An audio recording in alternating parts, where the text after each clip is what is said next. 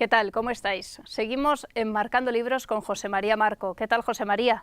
Muy bien, Nuria, encantado de estar aquí otra vez. Hoy nos vamos de viaje. Un extraordinario invitado que nos va a contar un gran viaje y muchas otras cosas. Escritor, historiador, filósofo Pedro Insua, ¿qué tal? Muy bien, muchas gracias, encantado de estar aquí, un honor para mí. Te hemos invitado para que nos hables de dos libros, pero uno fundamental que es el último, y es El orbe a sus pies, Magallanes y Elcano, cuando la cosmografía española midió el mundo, y el otro es este que tengo aquí, que es 1492, España y sus fantasmas. ¿Podemos decir que perteneces a la generación contra la leyenda negra? Puede ser. Porque no de sé. repente, ¿no? ¿Qué pasa? Sí, es verdad. Esas cosas que pasan. El libro de Rocabarea de un pistoletazo, aunque había libros previos por gente, por ejemplo, Iván Vélez, que lo habéis entrevistado aquí. Iván Vélez escribió el libro suyo sobre la leyenda negra, que yo prologué, tuve el honor de prologar, pues un año antes del de Rocabarea salió. Y sin embargo, el de Rocabarea pues se situó en el disparadero, y sobre todo yo creo también, bueno, se dieron una serie de circunstancias, ¿no? Está muy bien escrito, y bueno, y sobre todo el catalanismo le hizo un favor muy grande a ese libro, creo yo, vamos. Sí, la oportunidad siempre es importante, sí, es verdad, porque es un libro impecable.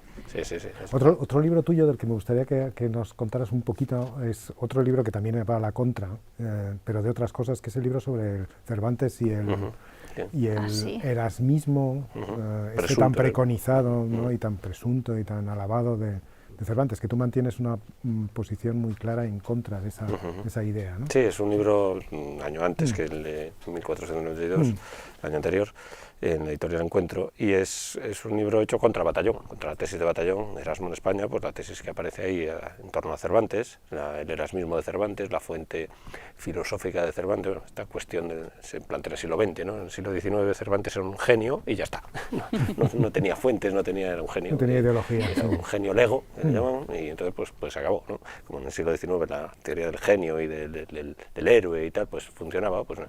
Pero en el XX ya empiezan a decir, bueno, un genio, pero a ver, ¿de dónde bebe, no?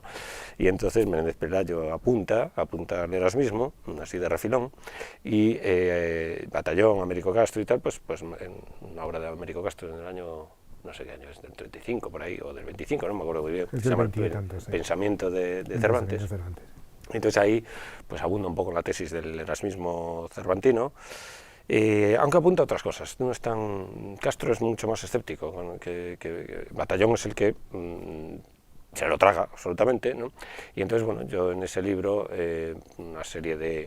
marcando una serie de hitos, tanto biográficos como textuales, pues entiendo que es imposible, sobre todo porque el cervantinismo, por así decirlo, la filosofía que pudiera inspirar a Cervantes, que yo creo que tiene más que ver con el aristotelismo que con el erasmismo, aristotelismo que estaba en Sepúlveda, que estaban varios autores que yo trato de rastrear,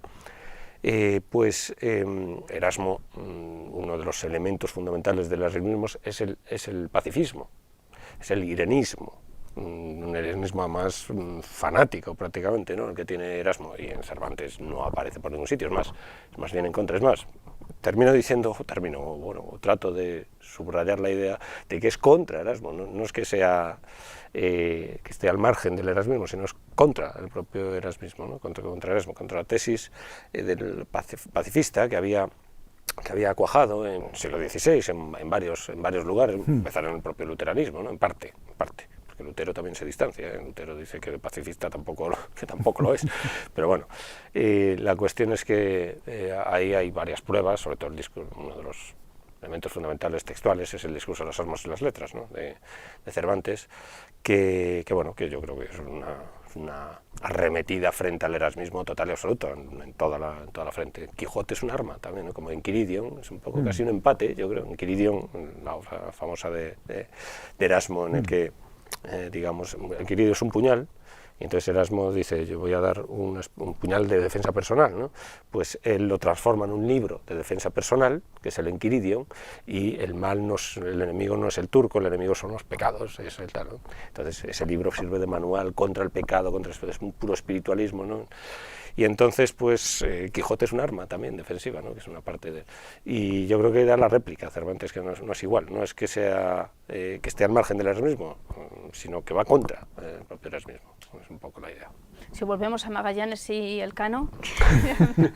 Bueno, una de las cosas que hay que decir es que el libro habla luego hablamos de otras cosas, pero también es un libro de aventuras, es decir, es un... Claro. Sí, es decir, tiene muchas facetas, pero una de las facetas que a mí personalmente, a mí me sorprendía un poco, ¿no? Porque no esperaba un relato tan vivo, tan interesante, tan atractivo de una aventura tan extraordinaria, ¿no? Sí, no, la verdad es que el material, digamos, en sí mismo, con solo ponerlo negro sobre el blanco, ¿no? Pues ya da para ser apasionante, vamos. Es decir, tiene cierta relación con el Quijote, en parte, ¿no? Porque Quijote, la segunda parte del Quijote se la dedica al Conde de Lemos, de Cervantes, ¿no? Y al Conde de Lemos está dedicada también la obra de Argensola. Bueno, es una petición de Argensola, es una petición del Conde de Lemos a Argensola, amigo de Cervantes, en 1606, la conquista de las Molucas, que viene digamos, esa obra, la conquista de las Molucas de Argensola, viene a poner la guinda de todo este proceso de la conquista del objetivo de la especiería, ¿no? La especiería es el objetivo de Colón, la especiería es el objetivo de Magallanes, por supuesto, y la especiería se conquista por los españoles en 1606, y es la conquista de las Molucas que escribe Argensola, amigo de Cervantes, y por encargo del Conde de Lemos, al que dedica Cervantes la segunda parte del Quijote, las novelas ejemplares y el Persiles. ¿No? Como decía José María, es un libro de aventuras, pero un libro también filosófico. Sí, esa es la pretensión, ¿no? El viaje de Magallanes Elcano no solamente es una aventura, digamos, es una aventura, por supuesto, tiene mucho de aventurerismo por parte de los que llevan esa iniciativa, que son Magallanes y Falero, que son los que plantean a Carlos V, Carlos I, pues la posibilidad de conocer una vía de conexión, un paso estrecho entre el Atlántico y el llamado Mar del Sur. De momento, desde Vasco Nuño de Balboa se llama Mar del Sur, pero no saben qué es eso del Mar del Sur, ¿no? Vasco Nuño de Balboa toma posesión del Pacífico y tal, pero no sabe lo que es el Pacífico, ¿no? Vasco Nuño de Balboa ve un mar allí, que por los indígenas y tal dicen que es un mar calmo, no sé qué, tal. Las arremetidas que da cuando se enfada ese mar, pues es grueso, ¿no? Mar gruesa, no sé, pero no tiene ni idea de las dimensiones, por supuesto, ¿no? Entonces, el viaje de Magallanes Elcano claro, es el viaje que tendrá una profundidad histórica universal de primer orden. Hegel hablará del Día de la Universalidad, ¿no? Refiriéndose a esto en lecciones sobre filosofía de la historia universal. El mundo antiguo se viene abajo con ese viaje.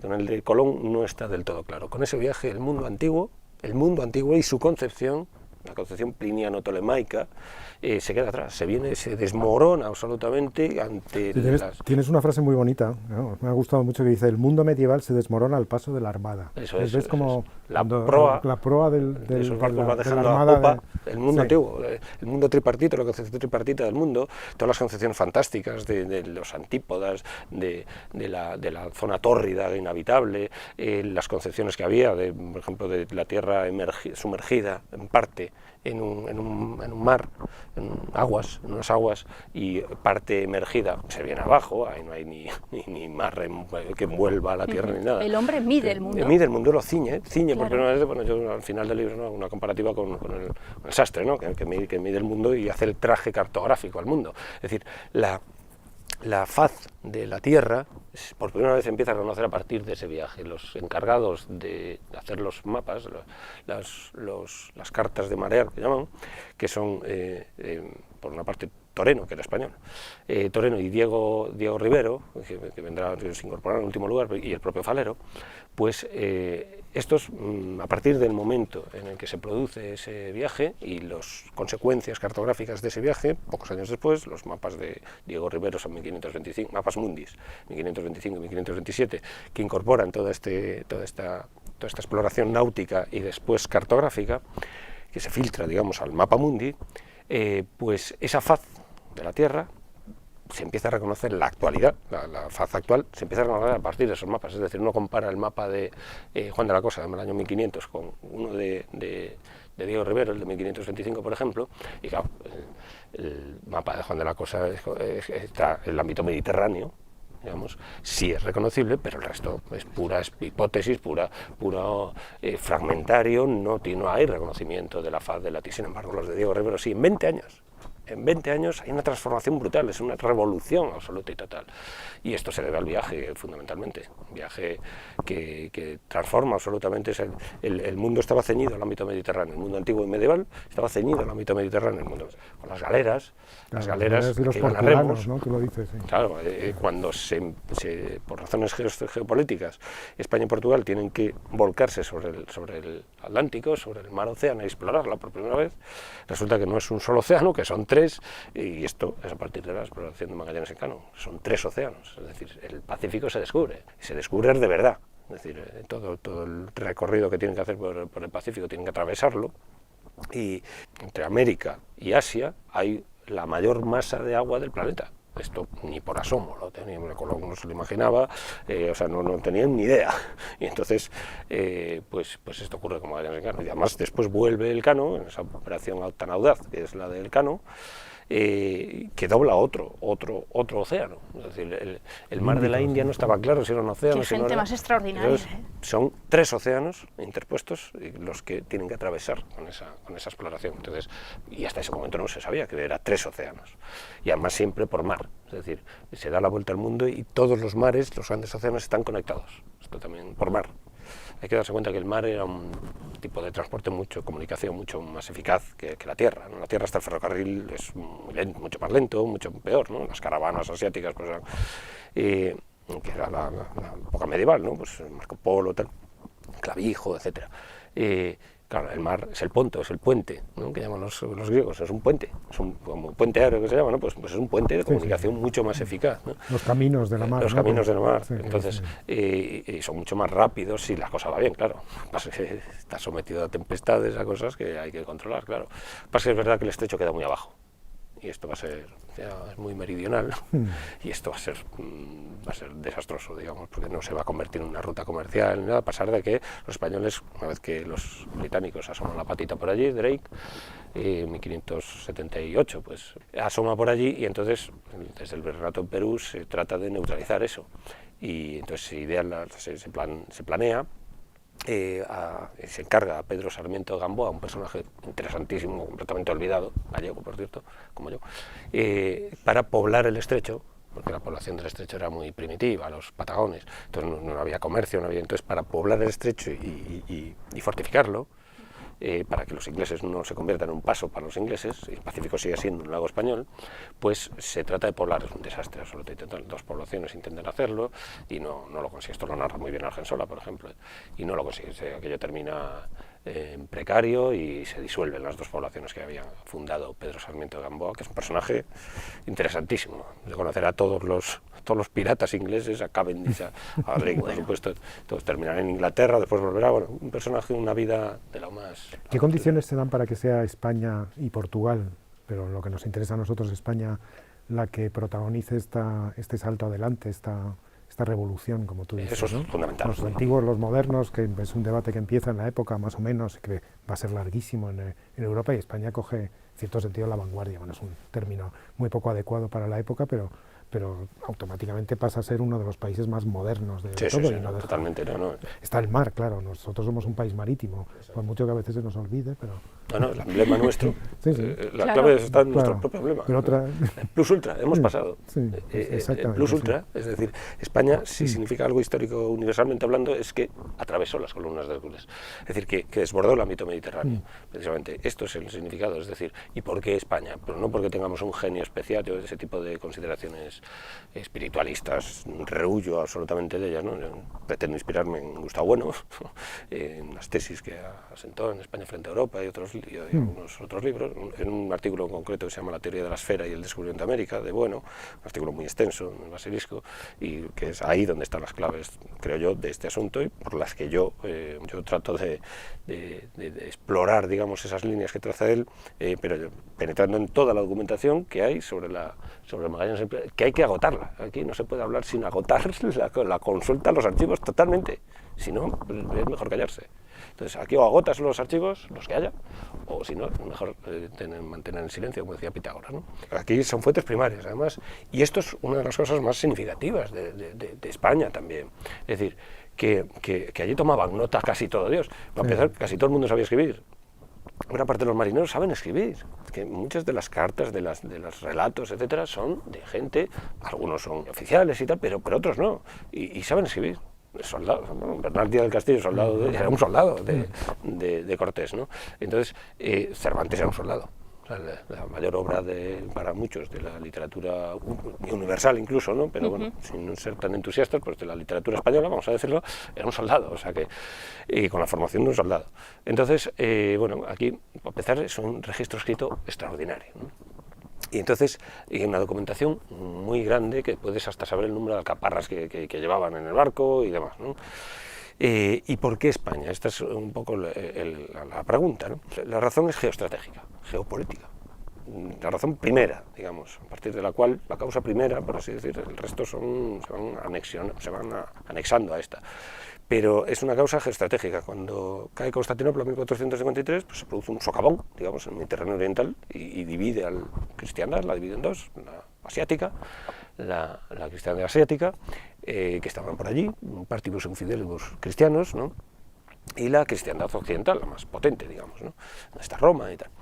Y entonces hay que restaurar las vías de conexión, tanto apostólicas como comerciales, con Asia, porque estaban cortadas por el turco. Y entonces las especias y tal pues se encontraban en los mercados, en grandes mercados, en grandes bazares de Estambul y del Cairo y tal, pero a un precio desorbitado. Y entonces allí Génova y Venecia pues se hicieron ricas más o menos con eso, pero precisamente en el ámbito mediterráneo había un extremo, en el final de la Tierra, en el Finisterre, había dos potencias que estaban mirando de cara a la pared, por así decir, castigadas al océano, mirando al océano y que no tenían mucha salida. Claro, cuando el Mediterráneo se queda bloqueado, el Mediterráneo oriental queda digamos, absorbido por el turco, pues para combatirle o se van de frente y no pueden, no tienen potencia para combatirle de frente, y entonces tienen que eludirlo, tienen que sortearlo, por así decir. Y tiene una teoría para sortearlo, que es la teoría de la esfera de Eratóstenes, del siglo III a.C. Es decir, el mundo es una esfera. Y si es una esfera, pues si vamos por el otro lado les pillamos. Y tomamos contacto con los asiáticos, con los cristianos asiáticos, que suponía que en China había, según la leyenda, que el apóstol Tomás había ido por China, había tal, entonces no sabía muy bien. Las cartas que lleva Colón son cartas para el rey de Catay, según la versión de Marco Polo y tal y cual. Entonces, lleva dos cartas, Colón para entrevistarse con el rey de Catay, de China. Entonces, Portugal, las dos potencias atlánticas, tienen que engolfarse, tienen que meterse, como decían ellos, meterse en el océano, tienen que meterse. Y tienen, con las galeras, a remos no puedes meterte en el océano, tiene que ser con otros mecanismos, otros instrumental. Surge la nao, surge la carabela, surge toda la aguja de marear, es decir, la brújula, empiezan a haber una serie de mecanismos guiándose por las estrellas, un cielo más o menos movible, batiendo el viento en los mares y unas cáscaras que no tienen remos, con las velas y tal y cual, pues empiezan a adentrarse. Los portugueses hacen cabotaje por África. Entonces comienza la carrera africana, pero es de cabotaje. Entonces, cuando atraviesan el Cabo Bojador, aquello es que está enfrente el Cabo Bojador está enfrente de las Cabo Verde, y aquello es un hito fundamental, tremendo. Y esto un poquito más allá de esto del Estrecho de Gibraltar. Esto ocurre en 1430 y tantos. 100 años después se da la vuelta al mundo. Madre mía. O sea, Y nos queríamos perder el aniversario. Claro. Porque en España todo eso no o sea, interesa, ¿no? Portugal, que no tiene ningún sentido. Es decir, que tuviera algún papel Portugal no tiene ningún sentido. Es un proyecto español, genuinamente español. Por esto. Claro. Es decir, la ruta que traza Portugal, por la carrera africana, se la cierra Castilla. En 1479 se firma el Tratado de Casovas y Castilla no puede explorar por ahí. La ruta meridional se la cierra. Entonces, ¿qué le queda a España? El occidente. No queda otra cosa. No le queda más opción. El Mediterráneo no puede ser, está el turco. El sur está Portugal, pues le queda al occidente. Ir al oriente por el occidente. Ir al levante por el poniente. Ir al este por el oeste, como se quiera decir. Esto es España y esto es el significado de España. Pero, claro, cuando van hacia el occidente, resulta que se encuentra un obstáculo tremendo, que es un continente entero que nadie calculaba que estuviera allí. Y el vínculo con ese continente pues es la historia de España, prácticamente, ¿no? Es decir, es América, pero tienen que sortearlo. El proyecto continúa. América es un fracaso para el proyecto colombino. porque es un muro. Claro. Entonces, tienen que llegar al oriente, y eso no lo han conseguido. Entonces empiezan, dice Anglería, que hay un verdadero furor por encontrar un estrecho para atravesar ese muro. Y lo buscan muchas expediciones. Solís se lo comen, no tienen la mala idea los indígenas de comérselo, a Solís en el Río de la Plata, donde creía que Solís, que por ahí podría haber un estrecho, y entonces y ya pues es Magallanes quien consigue averiguar ese estrecho. Después del descubrimiento del Pacífico está la llegada o el interés español por China, que se convierte en uno de los grandes puntos también del libro, ¿no? Con lo que se llama la empresa de China, al que le das mucha importancia en el libro. Me gustaría que un poquito hablaras de ese punto. Como he dicho porque además antes, es muy poco conocido, a pesar de que sí, se han publicado bastantes cosas últimamente, pero de todos modos sigue siendo un territorio casi muy inexplorado. Es cierto, no, el hecho de que no haya cuajado, pues probablemente ha hecho que eso sea así, pero China era el objetivo. Colón llevaba 2 cartas, como has dicho antes, ¿no? Era el objetivo con el que contactar, ¿no? Entonces desde el principio está China. Es cierto que con la apertura del Pacífico como entidad geoestratégica, digamos, pues los españoles tratan de ocuparlo todo él, ¿no? Y convertirlo en un lugar de primer orden desde el punto de vista, o sea, si la historia pasa a lo que llamaba Brodel el viraje del siglo, ¿no? En 1432 el Atlántico pero los españoles intentan que el Pacífico sea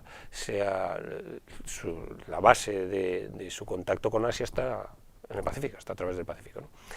Pero el Pacífico, claro, se puede en principio, a partir de 1522, se puede ir hacia el oeste, ¿no? Desde el este al oeste, desde América hasta Asia, pero no se puede volver, ¿no? Entonces el asentamiento va a ser muy precario. Y entonces hasta que no se establece un asentamiento más firme, y esto ocurrirá con Urdaneta, pues no, realmente es muy precaria también la estrategia española allí, ¿no? La geoestrategia allí depende siempre de Portugal. Las varias exploraciones que se hicieron pues fueron un fracaso, la de Saavedra, la de Grijalva, la de Villalobos, la última, pero a partir de Legazpi Urdaneta se asienta, pues lo trato también en el libro, el asentamiento de Legazpi Urdaneta, le dedico un capítulo entero, y entonces a ella, Urdaneta, que era discípulo, digamos que era del Cano, pues consigue dar la vuelta. Es decir, el tornaviaje llamado, desde Acapulco hasta Manila. Volver no podían, pues de Manila a Acapulco, bueno, de Manila a Filipinas a Acapulco, consigue establecer Urdaneta esa ruta, una ruta que durante 3 siglos recorrerá el galeón de Manila, ¿no? Una ruta comercial muy estable de 3 siglos. Sin embargo, la ruta magallánica se olvida totalmente, tanto se olvida que en la Araucana, Ercilla cree que no está el estrecho, llega a dudar de que hay estrecho, incluso, ¿no? Ercilla, que escribe en 1570 y tantos, escribe Ercilla, y después lo atravesará Drake, claro que estaba el estrecho. Y entonces, a partir de ese momento, del establecimiento por Urdaneta, de la estabilidad y de la posibilidad de que el Pacífico sea recorrido todo el rato por territorio español, por el hemisferio español, dividido en Tordesillas, pues entonces ya sí empieza una geoestrategia mucho más incisiva, digamos, en el extremo, donde está el antimeridiano, en la línea con Portugal, en la zona asiática, digamos, continental. Entonces hay dos opciones se le plantean a España como opciones, digamos, a seguir, que son o asentarse en las Molucas, establecerse en las Molucas, o aspirar a China. Desestiman las Molucas muy al principio. España llega tarde y llega mal y llega en precario y tal, pero tiene la capacidad suficiente desde el punto de vista diplomático, con los portugueses ya sentados allí, para venderle a los portugueses las Molucas, que eso es una operación diplomática de primer orden, ¿no? O sea, llegan tarde, llegan mal, los portugueses ya están asentados allí por ir por el otro lado y cogen y se las venden. O sea, que es una operación diplomática impresionante. 350.000 ducados y con la posibilidad además de devolver el dinero y hacerse otra vez con las Molucas.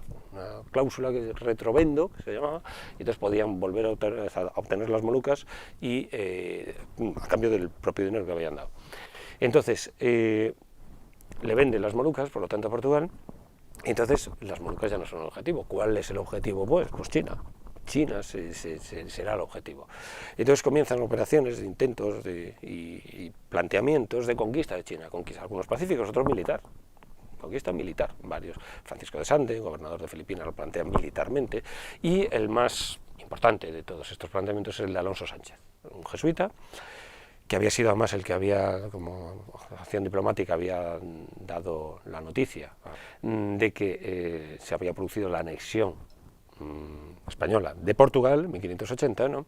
Este hombre pues es el que plantea a Felipe II en una serie de documentos un planteamiento más serio sobre la conquista, con la oposición de los propios jesuitas. Y entonces Aquaviva, que es el general de los jesuitas, le pone una especie de corrector, que es nada menos que José Acosta, para que le ponga palos en las ruedas para que no consiga plantearle ese proyecto a Felipe II. Es una situación de lo más curiosa, porque al final no lo consigue hacer, y le planta los documentos a Felipe II, eludiendo la vigilancia de José de Acosta. Es una cosa muy curiosa, pero hay una argumentación entre ellos, hay una discusión. José Acosta rebate la justificación de que haya, por parte de los españoles, una justificación válida para conquistar China. Partiendo del canon más o menos de Vitoria, Sepúlveda, la discusión esta misma se renueva, por supuesto, con el tema chino, y entonces Alonso Sánchez decía, había dos características que no solamente Alonso Sánchez, sino muchos otros, mucha gente de primer orden, Martín de Rada, etcétera, que era China, había dos razones por las cuales los españoles teníamos justificación para conquistarla. Primero, su cierre, y por lo tanto violaban el Ius Communicationis.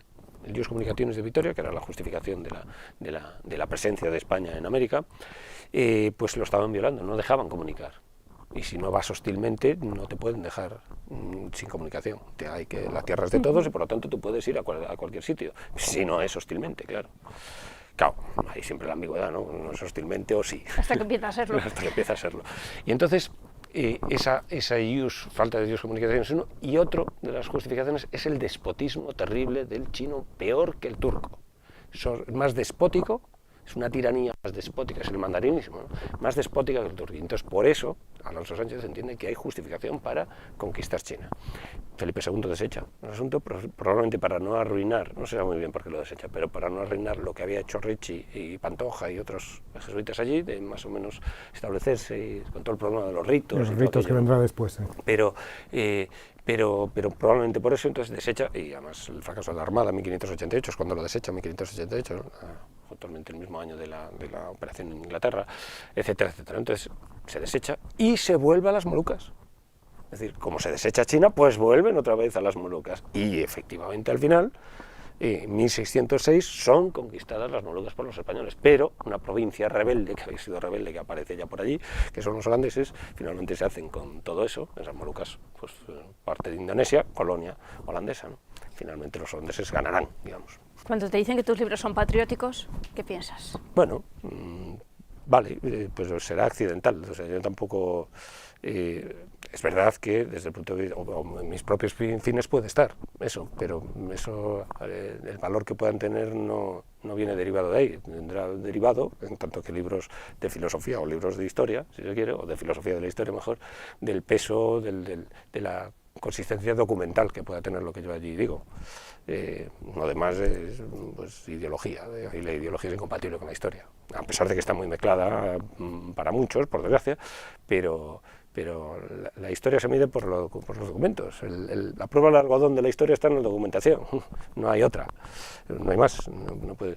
Y entonces, pues bueno, hombre, España es, por ejemplo, el tema de la ciencia española, la polémica de la ciencia española del siglo XIX y tal, no hubo ciencia, bueno, aquí es una prueba Estos son fundamental. científicos. Estos son científicos, ¿no? Absolutamente. Además hay una revolución cartográfica, que esto sí se puede hablar de revolución, porque lo de Kuhn, hablar de revolución entre 1543, el libro de Copérnico, y 1687, el libro de Principia Matemática y Filosofía Naturales de Newton, 100 y pico años de revolución, pelín exagerado, o sea, el término es un poquito...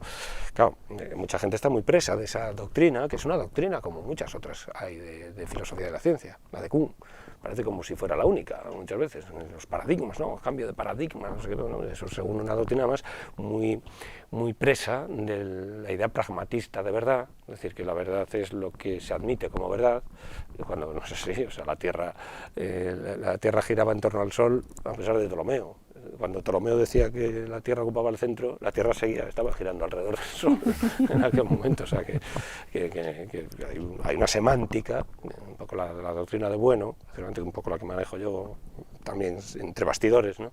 La teoría de la ciencia de Gustavo Bueno, que hay que tener una teoría de la ciencia para abordar estas cosas. Es un libro de filosofía de la historia. Bueno, no quiero que te vayas, Pedro, sin que nos cuentes qué está haciendo ahora la Fundación Gustavo Bueno, cómo va, qué intentáis hacer sobre todo, claro. Bueno, pues ahí hay varios, siempre hay muchísimos proyectos, siempre algunos cuajan, otros no. Gustavo Bueno Sánchez es una fuente de constantes y bueno, están tratando de sacar adelante las obras completas de Bueno, que ahora ya sí, pueden ser, una vez fallecido en el año 2016. Pues es un buen proyecto, sí. Sí. Y entonces han sacado el primer volumen de España frente a Europa, precisamente, quizás la obra más llamativa y más demandada, seguramente. Y entonces, pues con ese proyecto están, y bueno, y con muchas otras actividades que siguen haciendo, ¿no? Pues un curso de verano ahora, con la Universidad de La Rioja, la EFO, llamada la EFO, la Escuela de Filosofía de Oviedo, que durante el año, pues todos los lunes, pues se reúne allí, pues va una persona, da una charla y se discute sobre esa charla y tal. O sea que hay mucha actividad. Bueno. ¿Y tú? Yo pues... ¿Vas a seguir navegando? No, alguien me ha encargado un tercer libro que es sobre el español. Sobre el español frente a... bueno, el español, la lengua. La lengua española. Es un poco bien. Una segunda parte de 1492, ¿no? La gramática de la lengua castellana de Nebrija, que es en agosto de 1492, pues en torno a esto, toda la problemática con respecto al español y como Coiné frente a las lenguas regionales, todo el problema del nacionalismo, pues asentándose en esos... fundamentos teóricamente lingüísticos para afirmar el hecho diferencial y todo este tipo de cosas, pues sobre eso, ahora estoy con ello, pero voy muy despacito, es un tema más difícil. En fin, Pedro, un libro la verdad que excelente y un trabajo arduo, El orbe a sus pies, Magallanes y Elcano, cuando la cosmografía española midió el mundo, Pedro Insua. Te damos las gracias por haber estado con nosotros. Muchas gracias, un placer y un honor estar con vosotros. Gracias, Pedro. Muchas gracias.